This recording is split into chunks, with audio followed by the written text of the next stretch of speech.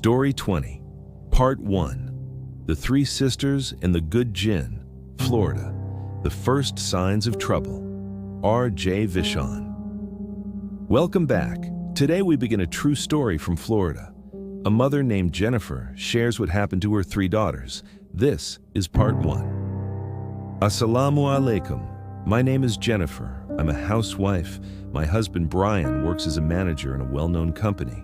We have three daughters, Sophia, the eldest, Emma, the middle, and Olivia, the youngest. They are not just sisters, they are best friends. The age gap between them is very small. Sophia loves her two younger sisters deeply. When all three are together, Sophia cooks with her own hands and feeds them. In my absence, she acts like their mother. I used to wonder how they would ever stay apart after marriage. But years ago, something strange began. I took Emma and Olivia to our country house in Florida for a few days. Sophia stayed in the city with her father to prepare for her exams. After 4 or 5 days, we returned home. It was around 7:30 in the evening. I opened the main gate with my key and went inside. The house was completely dark, no lights on.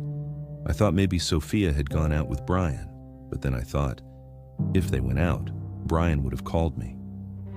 Maybe he forgot, I told myself. As soon as I turned on the light, I was shocked. Sophia was sitting on a dining chair with her legs propped up on the table. I had never seen her like that before. I scolded her. What is this? Have you forgotten all your manners in just a few days? Why are you sitting like a rude child? And why didn't you turn on the lights? But Sophia showed no reaction. She simply got up from the chair and went to her room. Emma and Olivia followed her silently. The entire house was a mess.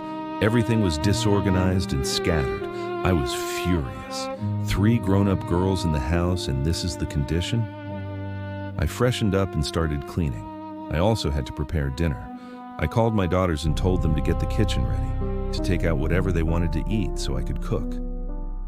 Emma came to the kitchen. A little later, I heard a scream from Sophia's room. I ran there and saw Olivia biting and pulling the earring from Sophia's right ear. Sophia was screaming in pain. I was furious. I slapped Olivia and demanded, "What is the reason for this behavior?" Olivia gave no answer. Instead, she looked at Sophia and said, "Why have you come back, Great One? Your teacher should have killed you. It's good that he didn't. Now you will die by our hands." Then she looked at Emma and gave a sharp laugh. Emma lowered her head and also laughed. Sophia, in turn, glared at them with anger, looking first at Olivia, then at Emma. As I was pulling Olivia and Emma out of the room, Sophia shouted, "I fear no one but Allah. I have come to punish the sin of that teacher. I will give a sacrifice if I have to, but I will not fear you." Then Olivia and Emma went to their own room, muttering angrily. I could not understand what was happening. What had happened to my daughters? And to make things worse, marriage proposals for Sophia were already coming in. Now, all this trouble. Our financial condition was not strong enough to afford any more problems. I went to Olivia's room and asked her why she had pulled her elder sister's earring. She said nothing, just avoided the matter. She only said that she would not go near her elder sister. When Brian returned that evening, I told him everything. As I expected, he did not take it seriously. He brushed it off. The next day, I noticed that my 3 daughters were not talking to each other at all. Sophia also did not call her younger sisters. I was very surprised. Just a few days ago, they were so close. What had happened? Slowly, the situation worsened. No sister could tolerate the others. Every day, something new happened. They fought all day. Sometimes it turned into physical violence. I could not manage them alone. It seemed as if jealousy had taken root among them. If I bought a dress for Sophia, Olivia would tear it. If I gave something to Olivia, Emma would destroy it. Even at the dining table, they fought. Once, Sophia threw a full plate of food toward her sisters. Another time, Emma locked Sophia in the bathroom and then locked the room from outside. When I went to check on Sophia, I found the room locked from outside. I broke the lock and found Sophia lying unconscious on the bathroom floor. When I turned around to call Emma, she was standing right behind me. laughing at her sister's condition. I was the only one who saw all this. Brian was not at home during the day, and when I took him to a psychiatrist with the girls, they behaved perfectly, as if they loved each other. The doctor thought I was lying. Brian was furious with me. In front of him, my daughters acted as if nothing was wrong. I became completely alone. I could not tell Brian anything because he would not believe me.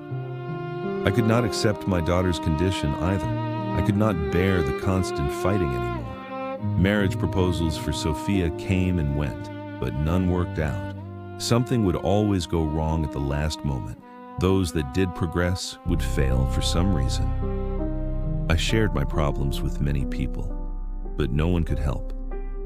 Everyone gave me the same advice: see a spiritual healer, imam. I thought about it for a long time and finally decided to consult a good imam without telling Brian, because it would be useless.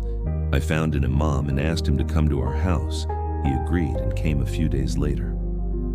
As soon as the imam entered our house, his face turned pale. I did not ask why at that moment because I was not ready for something terrible. I offered him tea and asked him to sit in the drawing room. I did not tell my daughters anything. When I gave him tea, he asked about the problem, what had happened, and since when.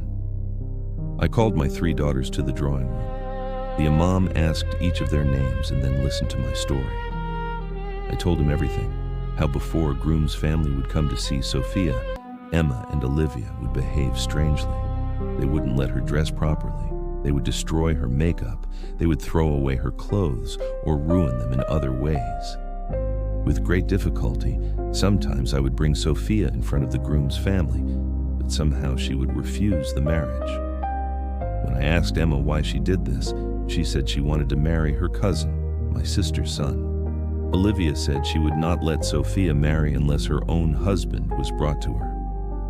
I was shocked. Where had Olivia suddenly gotten a husband?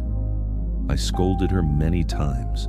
Meanwhile, Sophia would go to Emma and say, "Better that you die than marry that boy. I will not let this marriage happen." The imam listened to all this and then asked me to bring 3 glasses of water. I brought them. The imam recited something into the water and blew into it. Then he took out a white paper and wrote some verses on it. He showed the paper to each of my daughters and asked them to read it. After they read it, he had them drink the water. Then he asked them, "From when and what is happening to you? Tell me openly. Do not be afraid. None of you can harm anyone here. Tell me for Allah's sake." Under the imam's calm but firm pressure, my daughters began to speak. What they revealed was beyond my imagination. Note to viewers, this story continues in part 2. Send your true story to rjvishon@gmail.com. Everyone stay well. Allah Hafez.